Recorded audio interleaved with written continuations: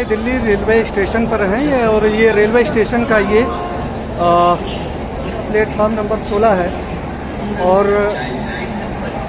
जैसे कि आपको पता है कि नवरात्रि चल रहा है और रेलवे का जो IRCTC डिपार्टमेंट है, नवरात्रि के मौके पर यात्रियों के लिए तरह तरह का व्रत का आहार विशेष रूप से तैयार किया है, जिन्हें यात्रियों को ट्रेन में दिया जा रहा है। आपको बताते हैं कौन कौन से व्यंजन IRCTC ने इस व्रत के मौके पर, जो कि नवरात्र माँ दुर्गा का 9 दिन तक पूजा चलने वाला है, यात्री जो व्रत रहते हैं उनके लिए कौन कौन से खाद्य पदार्थ तैयार किया गया है। शारदीय नवरात्रि यानी दुर्गा पूजा 26 सितंबर से शुरू हो चुका है।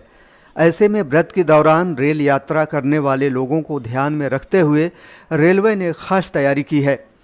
रेल यात्रा के दौरान IRCTC ने रेल यात्रियों को उनके सीट पर व्रत की थाली देने की व्यापक तैयारी के साथ व्यावसायिक कदम को उधार दिया है।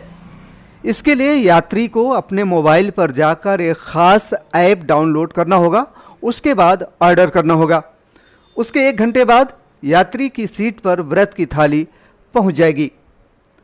रेलवे के इस सुविधा के पीछे एक बहुत बड़ा बाजार और मुनाफा का खेल छुपा हुआ है। सवाल उठता है कि क्या देश का आम आदमी जो निम्न आय वर्ग का है, क्या वह रेलवे और IRCTC की इस सुविधा का लाभ उठा सकता है? सुनने में तो अच्छा लगता है कि रेलवे नवरात्रि के दौरान रेल यात्रियों को उनकी सीट पर व्रत की थाली उपलब्ध करा रहा है, लेकिन क्या आम रेल यात्री इस सुविधा का लाभ उठा सकता है? रेलवे द्वारा उपलब्ध कराई जा रही इस थाली की कीमत 250 रुपये से शुरू होती है, जो 350 रुपये से ऊपर जाती है। उसके ऊपर फिर टैक्स, यानी रेलवे की व्रत की थाली की कीमत 350 रुपये से अधिक है। अब सवाल उठता है कि क्या देश का बड़ा गरीब तबका और निम्न मध्यम वर्ग का रेल यात्री IRCTC की इस थाली को खरीद सकता है? थाली की कीमत हम खुद नहीं बता रहे हैं, बल्कि सेवा प्रदाता का प्रतिनिधि ही कह रहा है कि व्रत की थाली कम से कम 250 रुपये से शुरू होती है, जो रुपये 350 रुपये तक जाती है। आइए सुनाते हैं क्या कहता है सेवा प्रदाता का प्रतिनिधि। सर, मैं Ramesh Kumar, rebel food customer care से। हमारी कंपनी जो है रेबल फूड IRCTC ट्रेन के अंदर ऑर्डर डिलीवर करती है, जो कि हम लोग कस्टमर को सीट पर प्रोवाइड करते हैं फूड।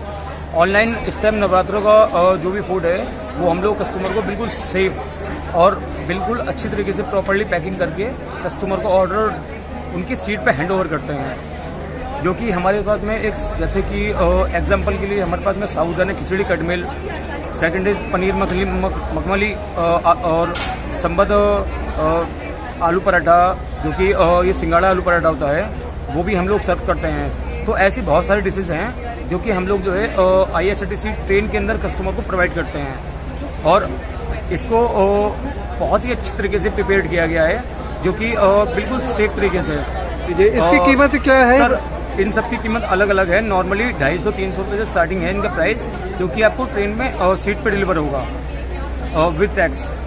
और अलग अलग चीज़ें हैं, जैसे साबूदाना वड़ा, कटमिल, साबूदाना खिचड़ी, पनीर मखमली पराठा, वो भी पराठा कौन सा होता है सर, सिंगाड़ा आलू पराठा या साबूदाना पराठा, ये सारे आइटम आपको IRCTC में फूड जो है आपको डिलीवर हो जाएगा। ये बता दें कि नवरात्रि के दौरान व्रत करने वालों को काफ़ी दिक्कतों का सामना करना पड़ता है। इसी को ध्यान में रखते हुए रेलवे ने ये सेवा शुरू की है। इतनी महंगी व्रत की थाली होने के बावजूद IRCTC को विश्वास है कि रेल यात्रियों की मांग यदि जारी रहती है तो यह थाली आगे भी उपलब्ध कराई जाएगी।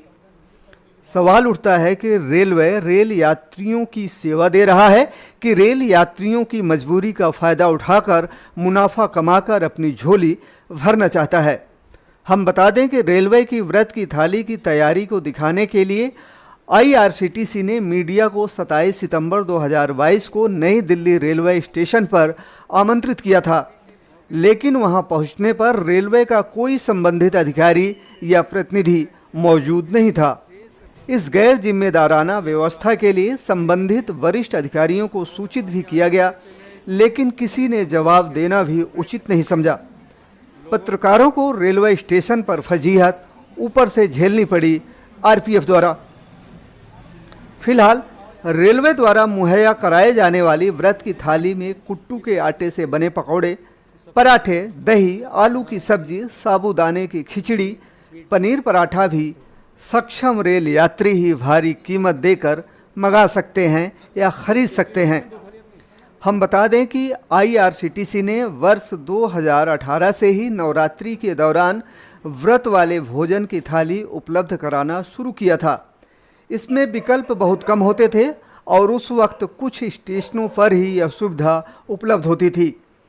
कोरोना संक्रमण की वजह से वर्ष 2020 से ट्रेनों में खान पान सुविधा बंद हो गई थी और यह सुविधा भी बंद कर दी गई थी।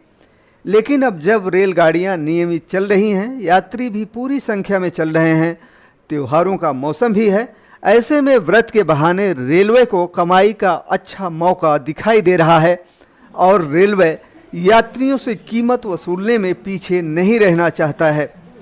आकाश श्रीवास्तव, थर्ड आई, वर्ल्ड न्यूज़, दिल्ली।